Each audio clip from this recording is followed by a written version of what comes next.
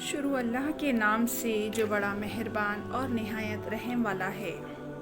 اور ایک نشانی ان کے لیے یہ ہے کہ ہم نے ان کی نسل کو بھری ہوئی کشتی میں سوار کیا اور ہم نے ان کے لیے اسی کی مانند اور چیزیں پیدا کی جن پر وہ سوار ہوتے ہیں، اور اگر ہم چاہیں تو انہیں غرق کر دیں، پھر نہ کوئی ان کی فریاد سننے والا ہو اور نہ وہ بچائے جا سکے، مگر یہ ہماری رحمت ہے اور انہیں ایک وقت معین تک فائدہ دینا ہے۔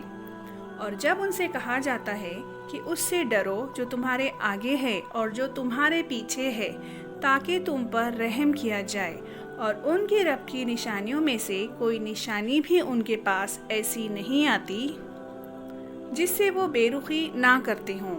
اور جب ان سے کہا جاتا ہے کہ اللہ نے جو کچھ تمہیں دیا ہے اس میں سے خرچ کرو، تو جن لوگوں نے انکار کیا وہ ایمان والے لوگوں سے کہتے ہیں کہ کیا ہم ایسے لوگوں کو کھلائیں جنہیں اللہ چاہتا تو وہ انہیں کھلا دیتا، تم لوگ تو کھلی گمراہی میں ہو۔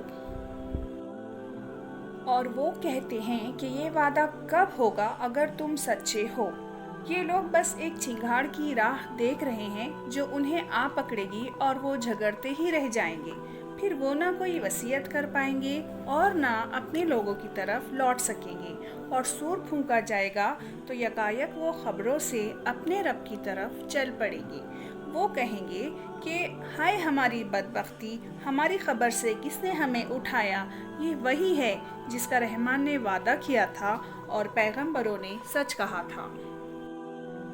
بس وہ ایک چنگھاڑ ہوگی، پھر یکایک سب جمع ہو کر ہمارے پاس حاضر کر دیے جائیں گے۔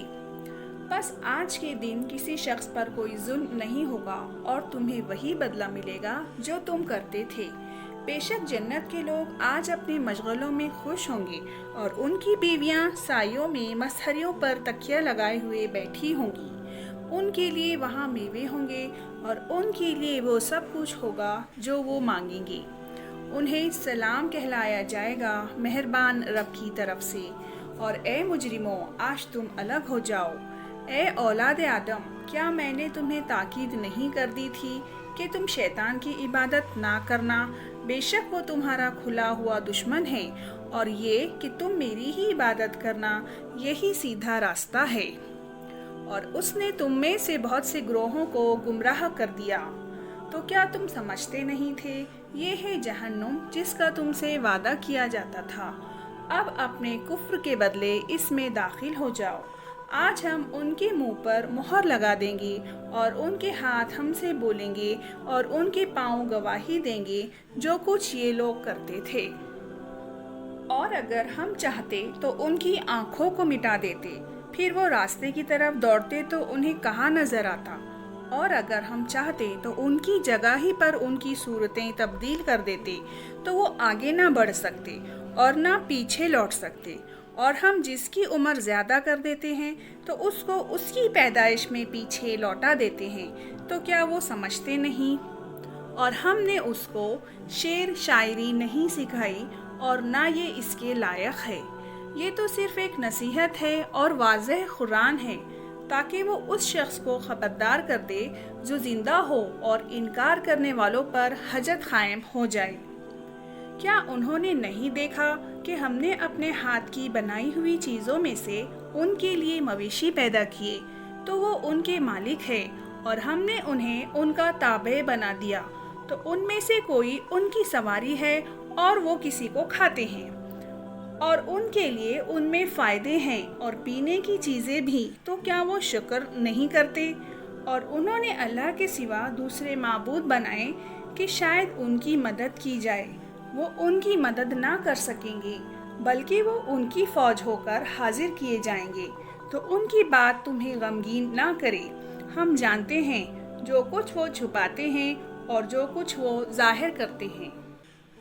کیا انسان نے نہیں دیکھا کہ ہم نے اس کو ایک بوند سے پیدا کیا، پھر وہ صریح جھگڑالو بن گیا، اور وہ ہم پر مثال چسپاں کرتا ہے اور وہ اپنی پیدائش کو بھول گیا۔ وہ کہتا ہے کہ ہڈیوں کو کون زندہ کرے گا جبکہ وہ بوسیدہ ہو گئی ہوگی؟ کہو انہیں وہی زندہ کرے گا جس نے انہیں پہلی مرتبہ پیدا کیا، اور وہ سب طرح سے پیدا کرنا جانتا ہے۔ وہی ہے جس نے تمہارے لیے ہرے بھرے درخت سے آگ پیدا کر دی، پھر تم اس سے آگ جلاتے ہو۔ کیا جس نے آسمانوں اور زمین کو پیدا کیا وہ اس پر قادر نہیں کہ ان جیسوں کو پیدا کر دے؟ ہاں، وہ قادر ہے، اور وہی ہے اصل پیدا کرنے والا، جاننے والا۔ اس کا معاملہ تو بس یہ ہے کہ جب وہ کسی چیز کا ارادہ کرتا ہے تو وہ کہتا ہے کہ ہو جاؤ تو وہ ہو جاتی ہے۔ بس پاک ہے وہ ذات جس کے ہاتھ میں ہر چیز کا اختیار ہے، اور اسی کی طرف تم لوٹائے جاؤ گی۔